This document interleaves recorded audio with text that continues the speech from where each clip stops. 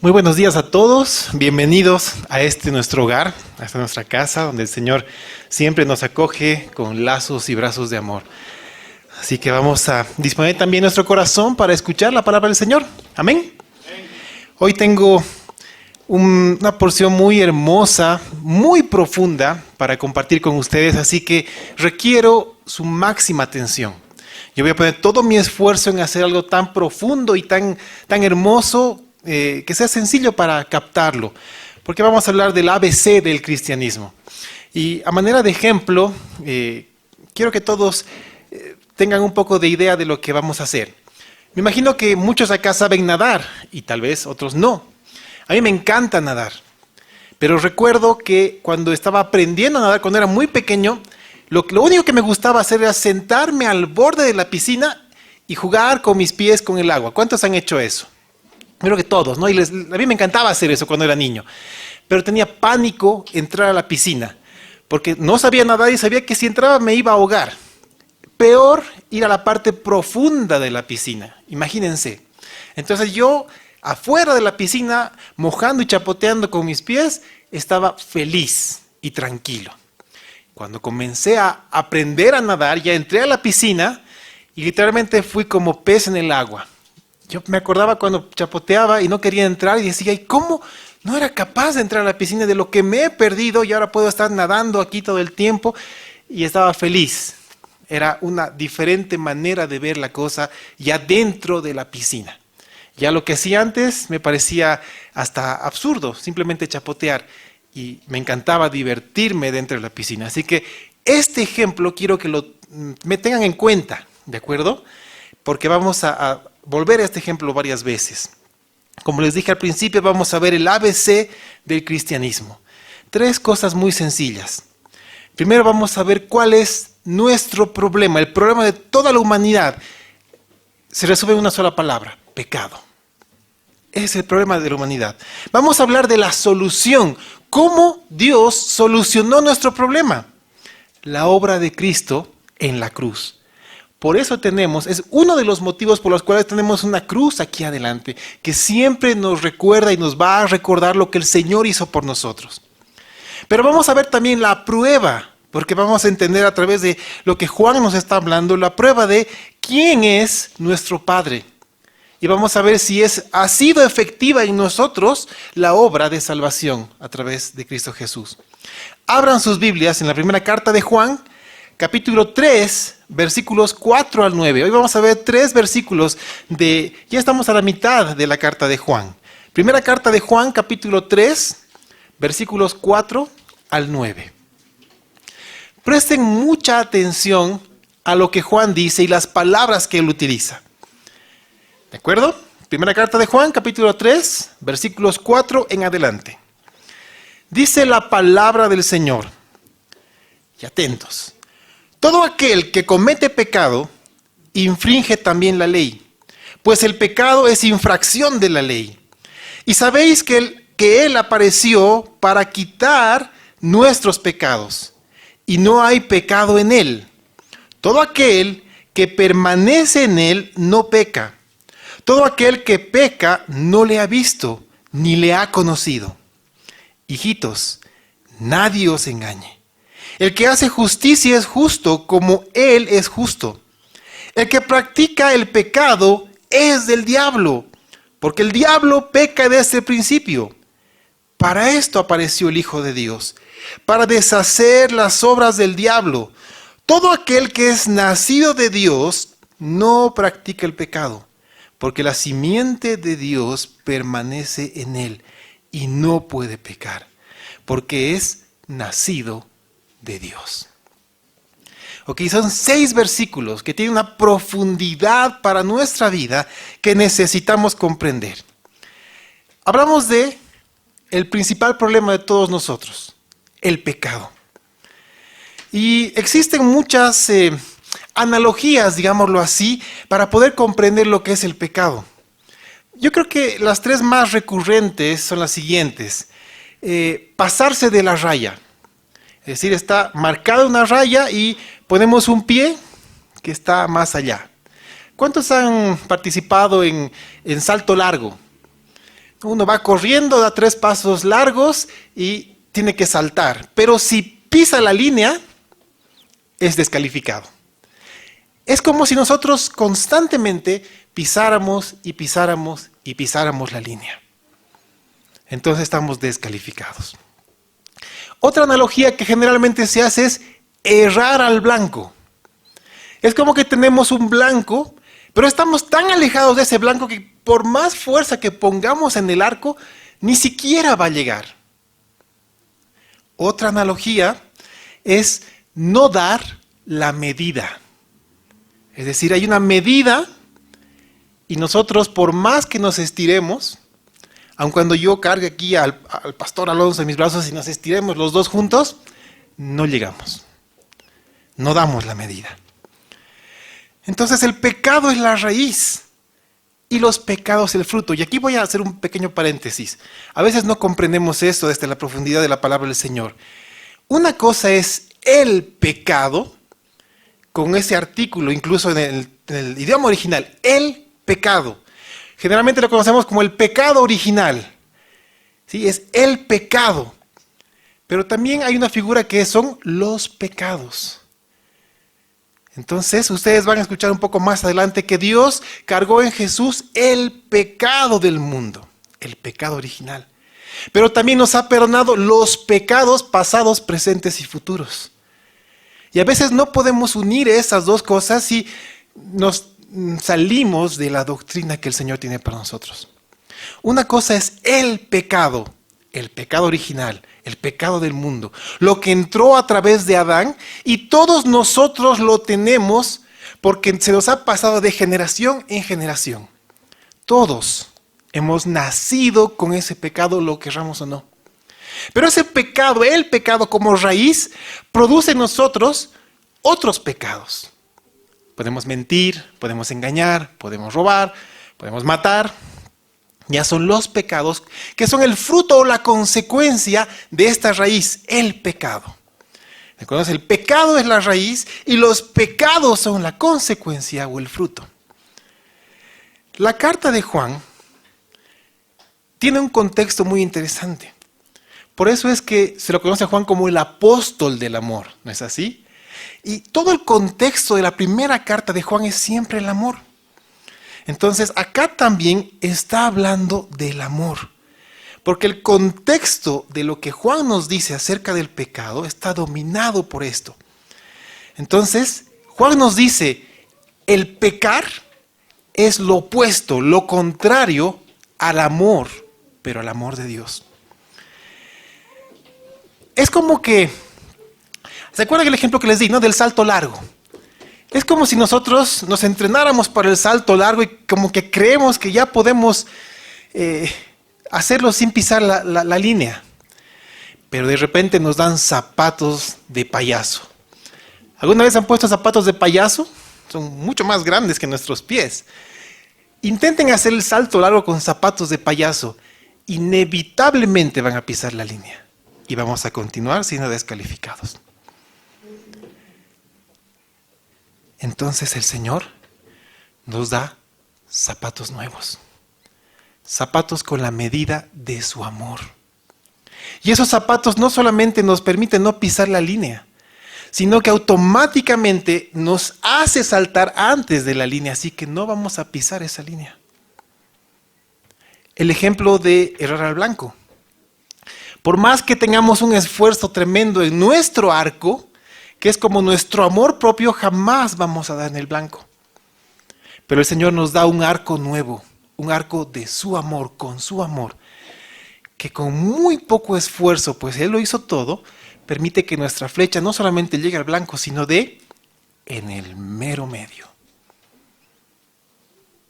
Esa es la ventaja y la virtud que tiene el amor del Señor en nosotros. Erramos al blanco porque disparamos la flecha con nuestro amor propio, nuestro amor al yo. Pisamos la línea porque saltamos con nuestros zapatos de nuestro amor propio. Pero el zapato perfecto, el arco perfecto es el amor del Señor. Y esto porque el amor es la única forma de cumplir la ley. Y a mí me asombra y me alegra mucho entender esto a través de la primera carta de Juan. Tú quieres cumplir la ley y no pecar. La única manera que lo puedes hacer es a través del amor, el amor de Dios. ¿No me crees? Sorpréndete junto conmigo tras leer Romanos capítulo 13, versículos 8 al 10. Y te sorprenderás al igual que yo. Romanos capítulo 13, versículos 8 al 10 nos habla claramente de esto. Pablo nos dice, no debáis a nadie nada, sino el amaros unos a otros. Porque el que ama al prójimo ha cumplido la ley. Si tú amas a tu prójimo, estás cumpliendo la ley. Versículo 9 dice, porque no adulterarás, no matarás, no hurtarás, no dirás falso testimonio, no codiciarás, y cualquier otro mandamiento en esta sentencia se resume. Escucha, amarás a tu prójimo como a ti mismo. Una vez más, el amor. Versículo 10, el amor no hace mal al prójimo, así que el cumplimiento de la ley es el amor. No solamente Juan comprendió esto, Pablo lo entendía perfectamente. Y Pablo lo repitió una vez más en Gálatas 5:14. Y no solamente él, Santiago habló de esto mismo en Santiago capítulo 2, versículo 8. El cumplimiento de la ley es el amor al prójimo. Esto asombra, porque este es el arco perfecto que el Señor te da para que no falles en el blanco. Es el zapato perfecto con la medida perfecta para que no pises la línea. Pero he dejado el mejor ejemplo para el último. Porque se acuerdan el de no dar la talla, ¿no? No dar la medida. Bueno, ¿se acuerdan que les dije que tenemos el pecado? Que todos nacemos con eso. ¿Alguna vez han evangelizado a alguien que tenía un comportamiento espectacular? Es decir, era un ejemplo. Siempre pagó sus impuestos, cosa asombrosa. Siempre tuvo una relación perfecta con su esposa.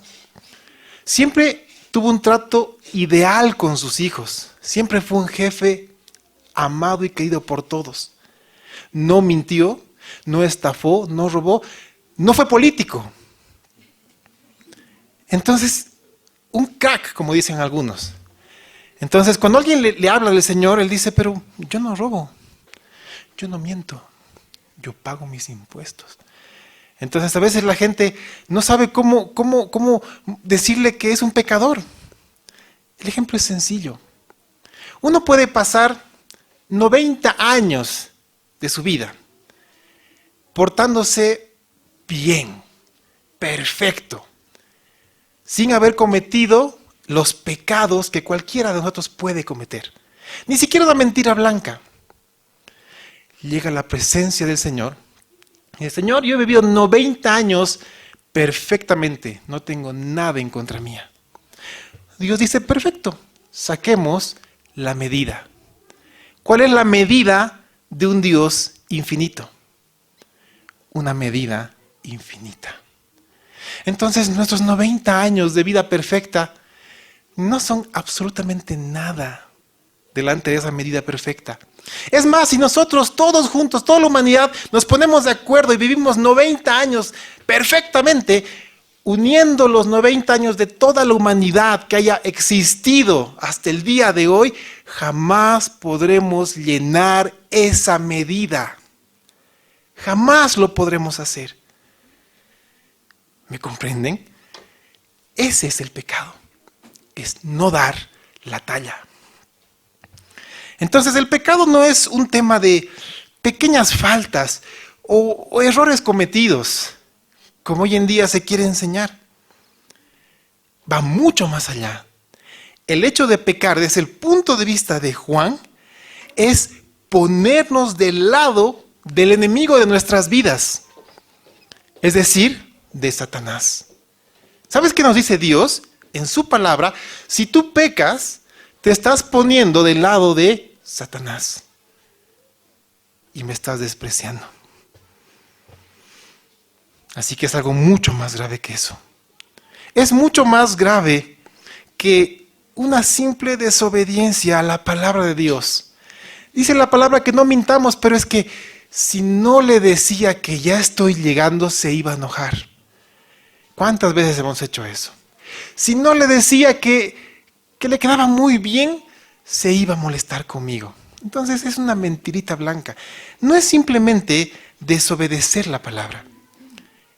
Juan nos dice que es despreciar la palabra de Dios. Wow, ¿te das cuenta? Tú quisieras ponerte en un momento en una figura de despreciar la palabra de Dios y ponerte del lado del enemigo de tu vida. Yo no quisiera hacer eso. Pero sabes, cada vez que pecamos, estamos haciendo esto. Entonces, hay algo que necesitamos para evitar todo esto. Y aquí entramos a la solución. Se los leo una vez más, versículos 5 al 7. Y sabéis que Él apareció para quitar nuestros pecados y no hay pecado en Él. Todo aquel que permanece en Él no peca. Todo aquel que peca no le ha visto ni le ha conocido. Hijitos, nadie os engañe. El que hace justicia es justo como Él es justo. Entonces, Jesús, nuestro Señor Jesucristo, es el sacrificio perfecto que quita el pecado del mundo. No solamente es un sacrificio imperfecto que cubre. Si ustedes leen el Antiguo Testamento, a eso se dedicaba el pueblo. Cada año sacrificaba un animal imperfecto, perfecto a los ojos, pero que no podía dar la talla para quitar el pecado, sino cubría el pecado del pueblo de Israel por un año. Pero Jesús vino siendo el Cordero de Dios, perfecto y sin mancha, para que por su sacrificio no solamente se cubra, se quite el pecado de nosotros y del mundo entero. Ahora, ¿saben? Eso de quitar el pecado abre una puerta espectacular para nosotros. Escuchen esto. Reconciliación. Es una palabra hermosa. Los que están casados y han tenido una discusión con su esposa, esta palabra es hermosa. Reconciliación. A ver, digan en voz alta. Reconciliación. Es hermosa. No hay nada más hermoso que reconciliarte con alguien con quien te has peleado y a quien amas. Ahora, no es una simple reconciliación como de la pareja. ¿Por qué pasa? Bueno, pues el esposo mete la pata, como es costumbre nuestra. ¿Qué vamos a hacer?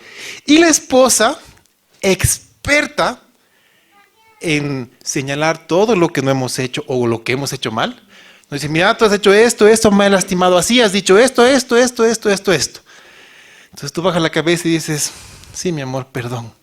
¿Me perdonas? Y ahí te dice, te perdono. Suena fácil, ¿no? Pero sabemos que es un trámite un poco más largo. Pero lo vamos a resumir. Ya, te perdono. Y se reconcilian. ¿Ok? Un tiempo después, otra peleita. Y la esposa, claro, otra vez, como la otra vez que ha pasado, me has hecho lo mismo, esto. Y nos dice, pero no habíamos hablado de esto y no habíamos solucionado y no nos habíamos reconciliado de esto. ¿Y por qué se está acordando de esto?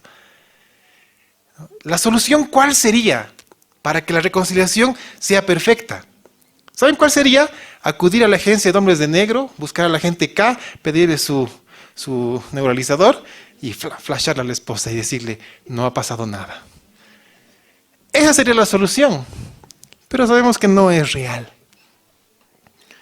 Pero ¿saben? Con Dios es diferente. Con Dios la reconciliación no tiene nada que ver con acciones humanas. No es algo que yo puedo hacer para reconciliarme con Dios. Yo no puedo hacer absolutamente nada. Así como el esposo no puede hacer absolutamente nada para borrar de la mente de la esposa ese suceso. Yo no puedo hacer nada. La reconciliación con Dios es cambiar completamente de posición. Voy a intentar explicar esto. Juan 1:1. Yo creo que todos los conocemos. En el principio era el Verbo. Y el Verbo era con Dios. Y el Verbo era Dios. La traducción al castellano es perfecta, pero no completa para entender la magnitud de esto. Si ustedes leen una Biblia en un lenguaje mucho más antiguo, van a encontrar lo siguiente del castellano antiguo. En el principio era el verbo y el verbo cabe con Dios o cabe Dios. ¿Ustedes pueden entender esto? Y yo le daba vueltas y no entendía, hasta que comprendí lo que el Señor quiere para nosotros. Voy a dar un ejemplo gráfico a esto. Sí, voy a hacer algo que tal vez no es costumbre hacerlo, pero bueno. A ver. Voy a darle la espalda, ¿sí? Voy a representar al Padre. Yo soy el Padre. Delante de mí está el Hijo, Jesucristo. Hay una comunión perfecta entre el Padre y el Hijo. Perfecta. La humanidad, por el pecado, está alejada de Dios.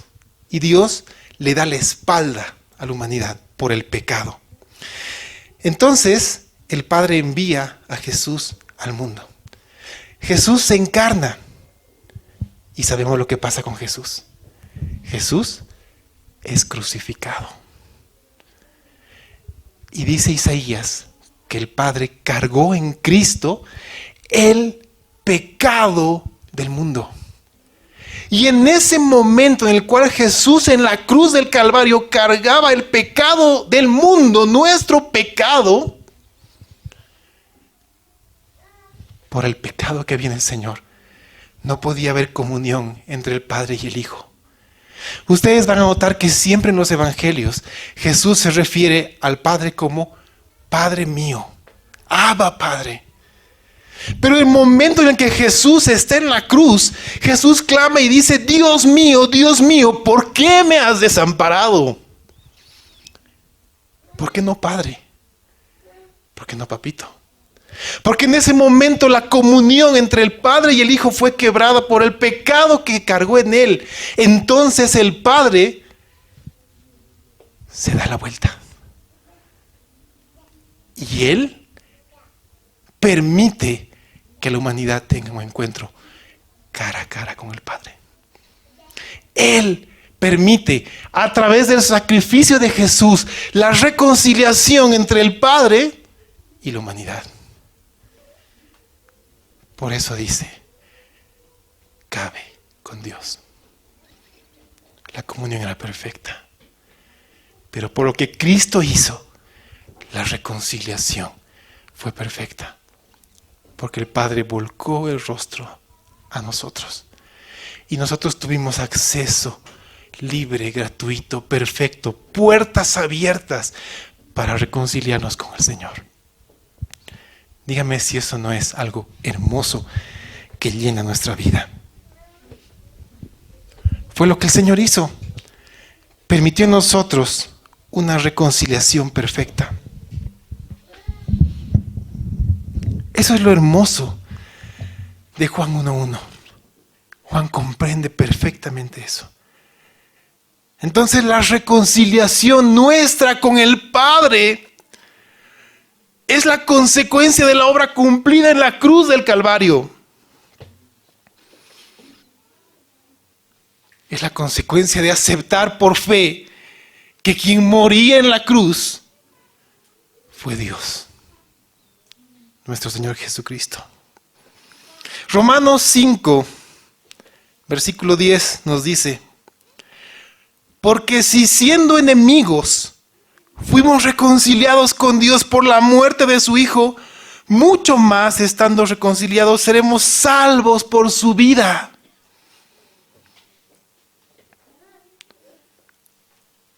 El Señor, al cargar el pecado del mundo en Cristo, nos dio la oportunidad de acercarnos a Él y ser libres de este pecado. Y es en esta cruz donde todo fue cumplido. Juan nos dice que el que permanece en Él, el que permanece en Cristo, no peca. ¿Ustedes creen que esto sea posible? ¿Recuerdan el ejemplo que les di de la piscina? Yo podía estar chapoteando con mis pies y estaba seco. Pero en cuanto yo entraba a la piscina, estaba completamente mojado. Estaba en el agua. Y si permanecía en el agua, dentro del agua, no podía estar seco. ¿Me comprenden? Cuando yo salía de la piscina y volvía a chapotear con el agua, me iba secando y terminaba completamente seco. A eso se refiere Juan para todos nosotros. Permanecer en Cristo quiere decir estar completamente empapados de la vida de Cristo en todo tiempo. Y no estar simplemente chapoteando al lado del Señor o coqueteando con la palabra, porque no estaremos llenos del Espíritu Santo que tanto necesitamos. El que permanece en Cristo no va a perseverar en la práctica del pecado. No lo va a hacer. ¿Saben? Conforme el Espíritu Santo va llenando nuestra vida con el amor de Dios, vamos a perder la capacidad de albergar deseos pecaminosos. ¿Por qué entra el pecado en nosotros? Porque hay chance de tentación, porque nuestro corazón está distraído con nuestros propios deseos, con nuestras propias ideas, con nuestra vida egoísta. Pero cuando nos centramos en Cristo Jesús, estamos en el Señor, no hay espacio para todo esto. El Señor nos ayuda. Entonces, una persona que está pecando de manera deliberada, habitualmente, y le gusta pecar, es porque no conoce a Cristo. Es porque no lo conoce. Es como aquel que está seco chapoteando con el agua. Le gusta estar seco. No quiere estar mojado, quiere estar seco. Solamente está chapoteando con el agua. Aquel que no está en Cristo, que no lo ha conocido, que no ha nacido de nuevo, tiene que preguntarse esto. ¿Qué necesito para acercarme al Señor? Creer en lo que Él hizo en la cruz y que su muerte te dio vida y que su resurrección te dio la oportunidad de ser hijo de Dios y que Él abrió las puertas para que tú puedas reconciliarte con el Padre, mirarlo cara a cara y decir: tú eres mi Señor, tú eres mi Padre. ¿Cuál es la prueba de todo esto? Porque hablamos del problema, el pecado.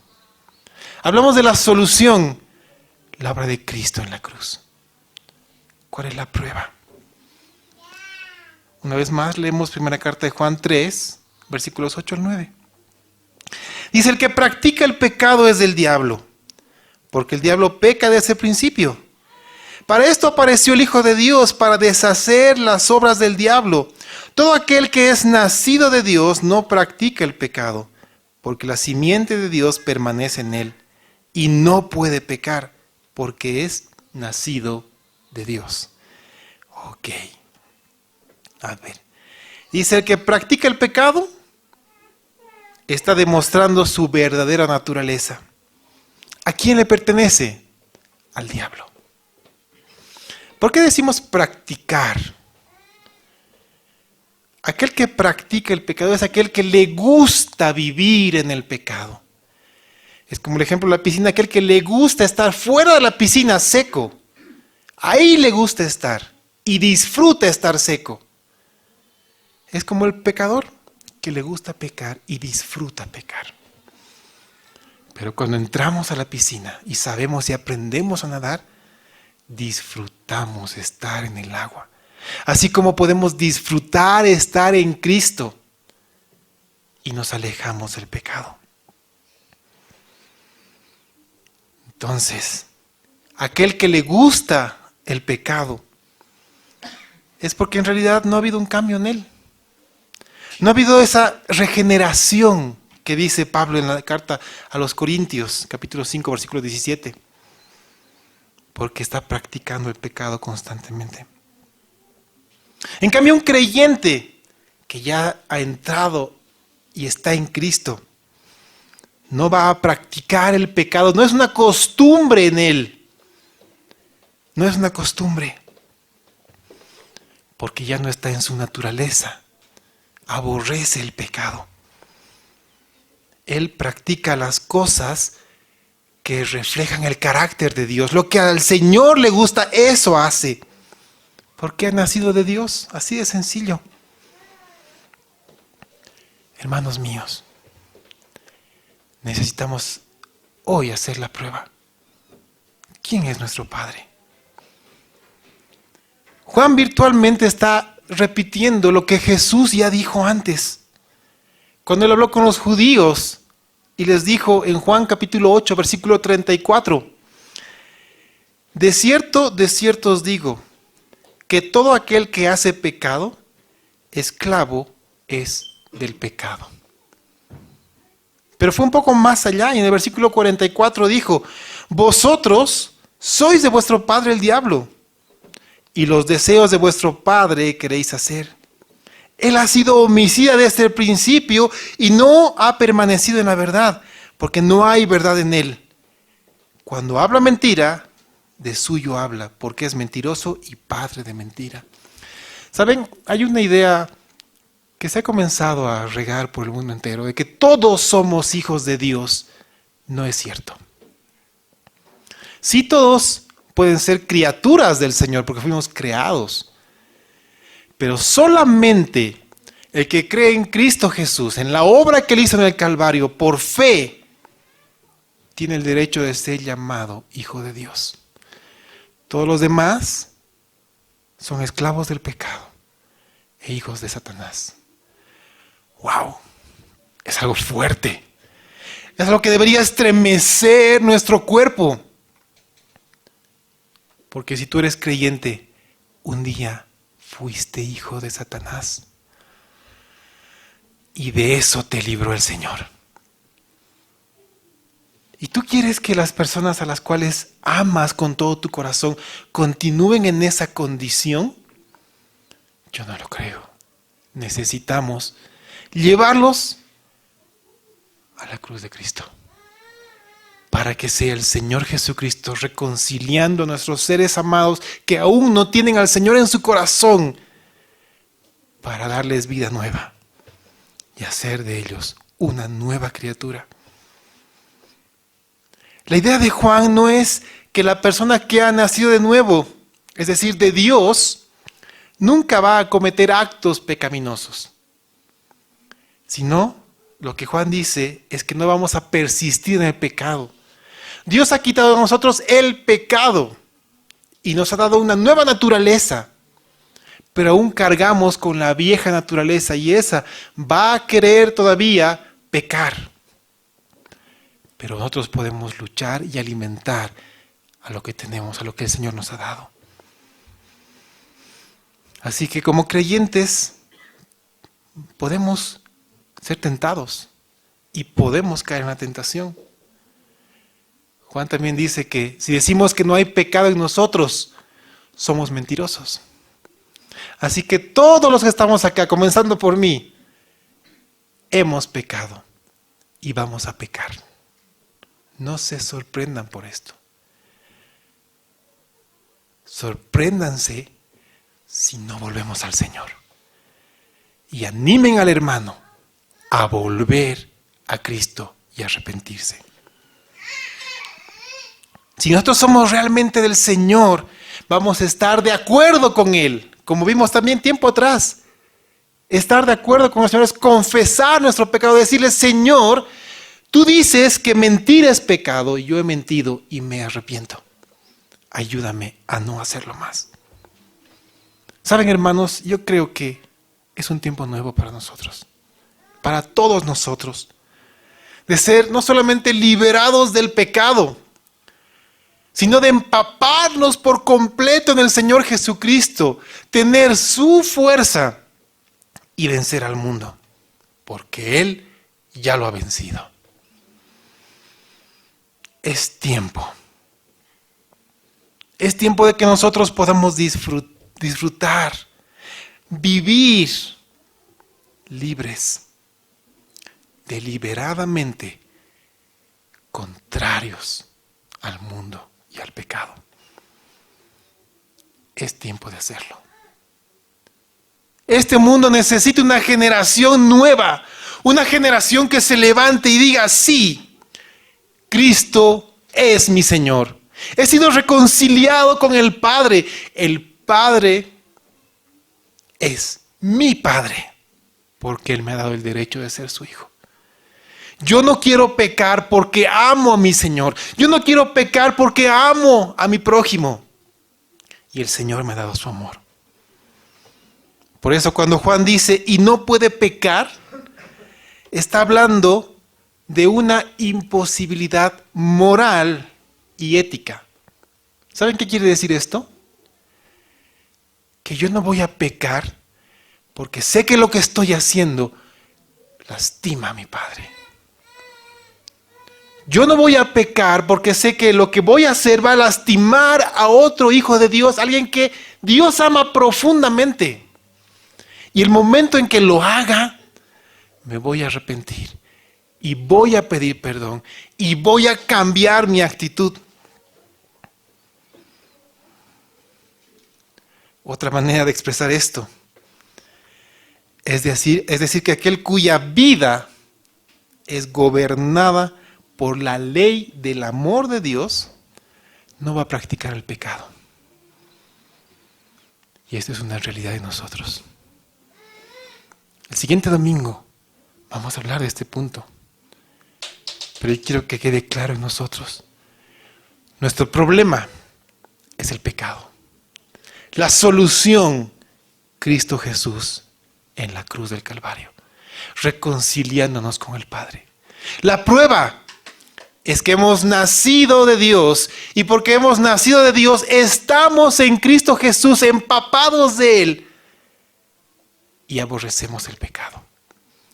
Y si pecamos, corremos nuevamente a los pies de Cristo, nos arrepentimos, y una vez más restablecemos nuestra relación con el Señor. Necesito concluir y dejar grabado esto en la mente de ustedes. El mejor consejo para que una persona pueda enfrentar la tentación, esta es la clave.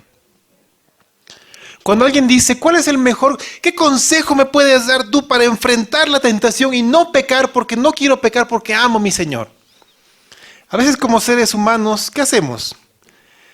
Decimos, no hagas esto. No digas esto, no te vistas así, no pienses así, no. ¿Saben qué logramos con esto? Que la gente ponga la mirada en la tentación misma. Tú dile a una persona, a un ser humano, no hagas esto, ¿qué va a hacer? Va a estar mirando. ¿Y por qué no querrá que haga eso? Y va a estar mirando, ¿y por qué? Y su naturaleza lo va a llevar a pecar. Entonces no es un buen consejo. ¿Saben cuál es el mejor consejo que Dios nos da? La mejor manera de que un creyente evite pecar, ¿sabes cuál es? Permanece en Cristo. Permanece en Cristo Jesús. Simplemente dirige tu atención al Creador. Por eso a mí me encanta Hebreos capítulo 12, pero completo, versículos 1 y 2, porque muchas veces solamente se lee el versículo 2, pero saben, el versículo 1 respalda perfectamente esto. Hebreos capítulo 12, versículos 1 al 2, márquenlo en su Biblia. Dice, por tanto, nosotros también, teniendo en derredor nuestro tan grande nube de testigos, despojémonos de todo peso y del pecado que nos asedia. Y corramos con paciencia la carrera que tenemos por delante. Ahora sí, puestos los ojos en Jesús, el autor y consumador de la fe, el cual por el gozo puesto delante de él sufrió la cruz, menospreciando el oprobio, y se sentó a la diestra del trono de Dios. Este versículo es hermoso. Menospreciando el oprobio. ¿Sabes lo que hizo Jesús? cuando Él estaba en Getsemaní. Tan alto como ese, estaba tendido en el piso, rogando al Padre que pasara de él esa copa. Pero el Padre puso un gozo cumplido delante de él. ¿Sabes cuál es este gozo? Tú, salvo y renovado y lleno del Espíritu Santo, con el derecho de ser llamado hijo de Dios. Y al gozarse, al verte a ti salvo, el Señor aceptó la cruz y murió por ti. Y te dio la oportunidad de reconciliarte con el Salvador. Recuerda, nunca te olvides de esto. Por más atribulado que tú estés, por más cargas que tengas en tu vida, por más tentaciones que acudan a ti, por más pruebas que estén a tu alrededor, vuelve tu mirada al Señor, vuelve tu mirada a Cristo. Hazlo siempre. Por eso el Señor en el Antiguo Testamento, en Isaías 45:22, le decía al pueblo: mirad a mí y sed salvos. Y después añadía: todos los términos de la tierra, porque yo soy Dios y no hay más. Mirad a mí y sed salvos. Por eso la analogía que se hacía en el Antiguo Testamento cuando Moisés levantó la serpiente, ¿sí? ¿Se acuerdan esa parte? Y la gente miraba a la serpiente encendida. Todos sanaban de la picadura de esa plaga que tuvieron de serpientes. Y después en el Nuevo Testamento se hace la analogía que se levantó a Cristo de la misma manera. Y todo aquel que mira a Cristo en la cruz del Calvario, es sano, es salvo. ¿Sabes? Solamente así tú vas a poder dejar de concentrarte en la tentación. Solamente así vas a poder dejar de pecar.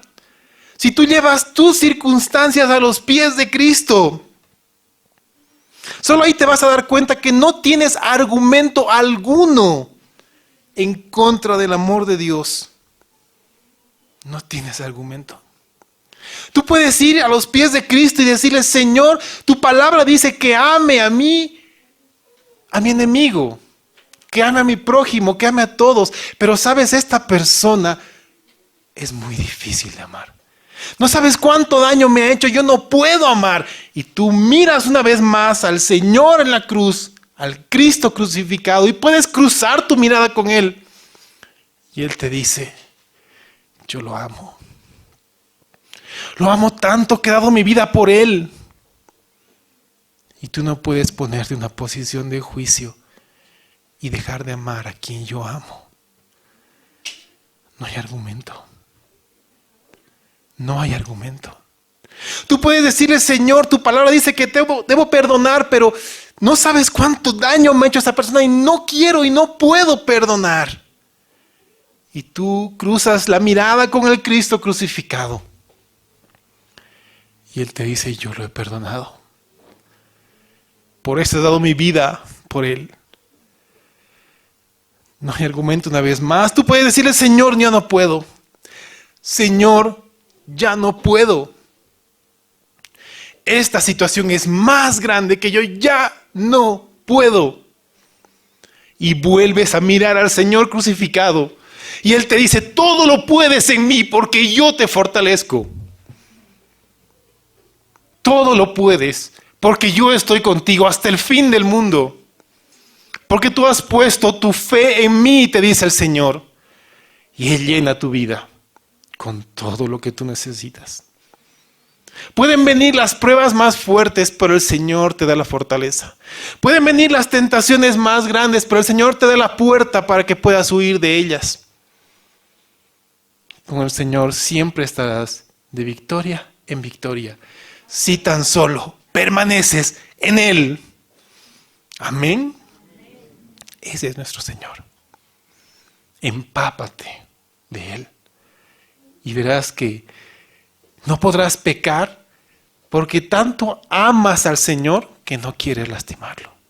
Tanto amas al prójimo, no con tu amor, sino con el amor con el cual el Señor lo ama, que no querrás lastimarlo. Yo sé que esto es una lucha para todos nosotros, pero el Señor nos da la salida. No hay argumentos. Si tan solo vuelves tu mirada a Cristo.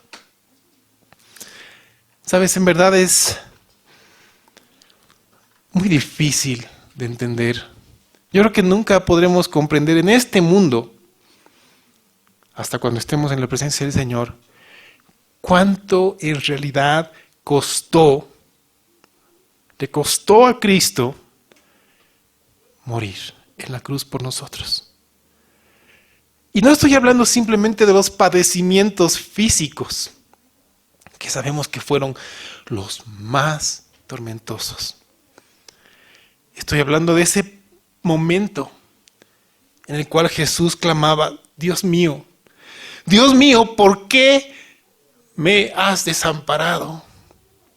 Ese momento cuando Cristo moría espiritualmente, porque esa es la muerte, es la separación. Cristo quebrantaba, porque el pecado le fue cargado, quebrantaba su relación con el Padre, para que Él pueda voltear y reconciliarse con nosotros. Cuán hermoso es el amor de Dios. ¿Cuántos hoy pueden decir: Señor, yo quiero alabarte y adorarte, porque comprendo lo que tú has hecho? Hoy entiendo cuánto tú me amas. Pero yo sé que nunca podré comprender cuánto te costó esto en la cruz del Calvario. Cierren sus ojos ahí donde están y tomemos un tiempo para agradecerle al Señor por lo que Él ha hecho. Dile junto conmigo: Señor Jesús, hoy comprendo perfectamente que mi problema es el pecado, pero también comprendo que la solución no la tengo yo, la solución me la diste tú. Señor, tú te encarnaste, te limitaste al hacerte hombre, te humillaste al hacerte siervo y al morir una muerte de cruz en nuestro lugar, por nosotros. Señor, esto es incomprensible para mí, pero sí puedo entender que tu amor es perfecto, que tu amor está ahí presente, que tu amor me llena, que yo puedo estar en ti, empapado de ti, y volver mis ojos a ti siempre. Y tú nos conservarás sin pecado. Pero también nos das la garantía de que cuando pecamos, Señor, podemos arrepentirnos y volver a tus brazos, volver a ti, Señor. Gracias, Padre. En nombre de Jesús. Amén. Amén. Una de las parábolas más hermosas es la que conocemos como la del hijo pródigo. Cada vez que lo leemos, yo no entiendo por qué se le puso el nombre de hijo pródigo, porque dos parábolas anteriores es la moneda perdida, después la oveja perdida. Un título correcto sería el hijo perdido, porque fue el hijo que se perdió y ya estaba el padre esperándolo. Y es la primera vez que Dios se apresura al encuentro del hijo perdido para abrazarlo y decirle cuánto lo amaba. Tú puedes sentirte como ese hijo, amado, esperado y necesitado. Dios abrió las puertas para reconciliarse contigo. A Él sea la gloria.